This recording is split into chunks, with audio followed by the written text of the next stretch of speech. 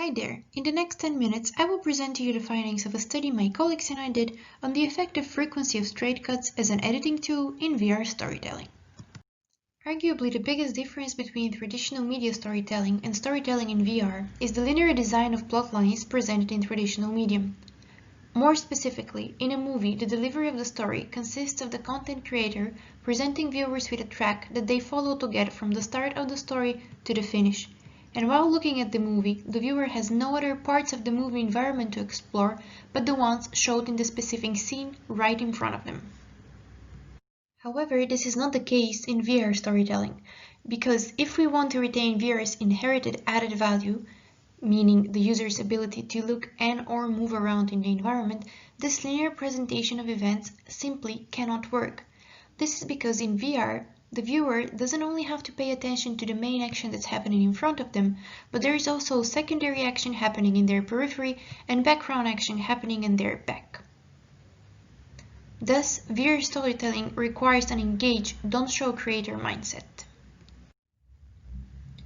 One way to engage viewers and make sure they follow the story is by using straight cuts as an editing tool. Straight cuts is when the video moves from one shot to the next one. They're often used as a scene transition technique both in traditional media and now increasingly more in VR storytelling. Yet the use of straight cuts in VR might have a different effect on the viewer's experience. More specifically, using straight cuts to forcefully change the point of view of the user while they themselves are exploring the environment might be breaking one of the key features in VR, which is autonomy. Doug Liman, the director of Mr. and Mrs. Smith and Bourne Identity, but also the VR miniseries Invisible, has put it very correctly by saying that we can't simply take a VR camera and stick it onto what would be traditionally a 2D scene. Therefore, our research question for the current study was what is the effect of straight cuts in VR storytelling on the viewer's experience? To answer this question, we used the following conceptual model. First, we looked at the frequency of cuts. We thought that a higher frequency of straight cuts would lead participants to experiencing more simulator sickness symptoms such as nausea, fatigue, or disorientation. Also, we thought that higher frequency of straight cuts would result in lower narrative immersion in the story in VR. We also thought that it would result in lower sense of agency. Then we hypothesized that those three, simulator sickness, narrative immersion, and sense of agency, will have a direct effect on presence. What is more, we thought that presence and sense of agency will affect perceived enjoyment of the VR experience of users. To test the conceptual model, we created a within-subject study in which we asked all 33 participants to come to the lab and use the HTC Vive Pro head-mounted display in order to view 3 versions of the 1-minute-long movie. The movie was created in Unity 3D. This was a 6 degrees of freedom experience in which participants were not only able to look around but also walk around in the virtual environment. The movie told the story of a businessman who walked into an office building seemingly waiting for someone. The businessman was constantly being watched by a security guard. After a few seconds, the man received a text message and put down his briefcase to look at his phone. Then, a woman walked out of the elevator. She waved to the man and begged him to join her. The man looked down to pick up his briefcase, but found it has gone missing. The movie included background audio, such as lobby noise and general chatter sounds, which were present all the time. It also included the sound of an elevator arriving, which was played when the woman from the elevator arrived in the scene. Each participant viewed 3 versions of the story, a no-cuts version, a medium cuts version that had 8 cuts per minute, and a high cuts version that had 15 cuts per minute. The presentation order was of course counterbalanced to avoid sequence effects. We used 2 types of measurement tools. The first one was an online questionnaire. The questionnaire measured both our main variables, which were simulator sickness, narrative immersion, sense of agency, presence, and perceived enjoyment, and also our control variables, which were previous use of VR, immersive tendencies, and physical sensitivity. The questionnaire also included key demographic factors such as age and gender identity. The second measurement tool that we used were 2 semi-structured interviews. The first interview was conducted after the participant saw the first version of the movie. In this interview, we wanted to understand how well the participant understood the storyline.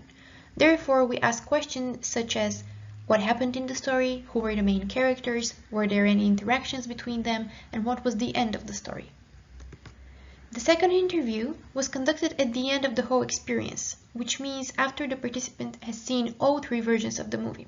With this interview, we wanted to understand if participants experienced the three versions of the movie in a different way. Therefore, we asked them to compare their experiences by asking questions such as which was your favorite version, which version you enjoyed the most and why, which version felt most disorienting and why, and so on. The research procedure took about 40 minutes and it consisted of 3 blocks. In block 1, participants first saw the first version of the movie, and then they were asked about what happened in the version, and finally they were asked to fill in an online questionnaire. In block 2, participants saw the second version of the movie, and then they were asked to fill in the same online questionnaire. In block 3, participants first saw the third version of the movie, then they were asked to fill in the questionnaire online, and finally, the final interview was conducted in which they were asked to compare their experiences between the 3 versions. Most of the participants were female with a mean age of 28 years. Most of them have used VR previously, most often to watch stories or play VR games. In general, the immersive tendencies of the sample of participants is not that high, with a mean of 4.10. This is on a scale from 1, where 1 means no immersive tendencies, to 7, where 7 means very high immersive tendencies. Also, the general physical sensitivity of participants was very low, with a mean of 2.46. And again, this is on a scale from 1 being very low physical sensitivity to 7 being very high physical sensitivity. This means that the participants rarely experience symptoms of motion sickness, thus we also expected them not to have high levels of simulator sickness in any of the versions of the movie that they saw. First, we analyzed the correlations of the 3 control variables, which were immersive tendencies, previous experience with VR, and physical sensitivity. None of those variables showed any significant correlations with any of the main variables. Then we wanted to test the frequency of cuts and if it had a significant effect of the user's experience in VR. To do that, we ran a series of ANOVAs with the questionnaire data. We found no significant differences. However, in contrast, the qualitative data showed that participants did experience different levels of enjoyment, control, disorientation, and understanding of the story. Therefore, we're moving on to the qualitative data from the interviews. First of all, about 30% of participants did not notice the main event in the story, which was the briefcase going missing. Second, the medium cuts version was significantly better for understanding the interactions between characters in the story when compared to the no cuts version. Also, the medium cuts version was better for understanding which characters were important compared to the no cuts version. Nonetheless, people found that the most enjoyable version was the no cuts version. The most easy to follow the story was voted to be the medium cuts version and the no cuts version. This goes in contrary to what we discussed a few slides earlier.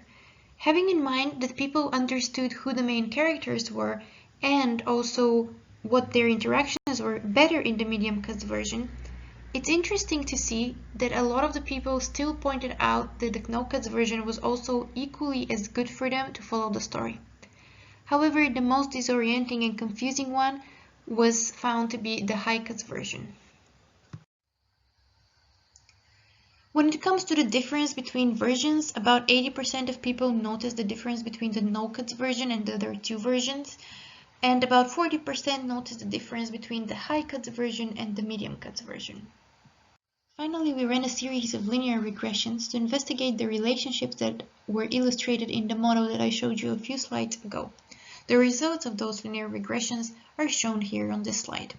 First of all, we can see that both narrative immersion and sense of agency have a direct positive effect on presence, with narrative immersion explaining quite a lot of the variance in presence. However, presence did not have an effect on perceived enjoyment. But what did have an effect on perceived enjoyment was the sense of agency. So from here we can note that sense of agency is indeed a very important concept that virtual reality storytellers should always pay attention to when they're developing their stories and choosing what kind of transitioning techniques and focus methods they want to use. However, simulator sickness did not show any kind of effect on presence. All in all, we can conclude that people do prefer to have their autonomy and freedom to choose where they want to look at while they're watching a movie in VR. However, without having something to guide their attention and focus them on the important parts of a movie, they can miss out on the main event and thus not understand the storyline. This is all for now. If you have any questions, suggestions, or ideas for future research, please don't hesitate to contact us on the email of the corresponding author that you see on the slide right now. Thank you.